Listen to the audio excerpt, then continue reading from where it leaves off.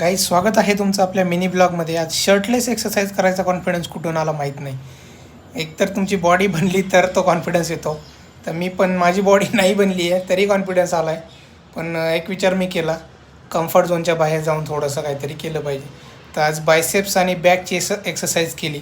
तर एक्सरसाइजमध्ये 6 व्हेरिएशन्स मारले, 3 बायसेप्स आणि 3 बॅकचे. तर ब्रेकफास्टमध्ये आज एक वेगळा नवीन आयटम होता, तो म्हणजे मलिदा. तर तुम्ही पण खाल्ला आहे का चपाती, गूळ आणि तुपाचा मलिदा? कॉमेंट्समध्ये सांगा. ब्रेकफास्ट करून मी ऑफिसला निघालो. ऑफिसचं थोडंसं काम केलं, घरी आलो मित्रांनो, आणि घरी आल्यानंतरही काम केलं. कामच आहे आपल्या लाईफमध्ये. तर काम करत असताना विचार आला काहीतरी आज वेगळं खाण्याचा डिनरमध्ये. तर आज सँडविच बनवण्याचा प्रोग्राम होता. प्रियांकाने छान असे सँडविच बनवले.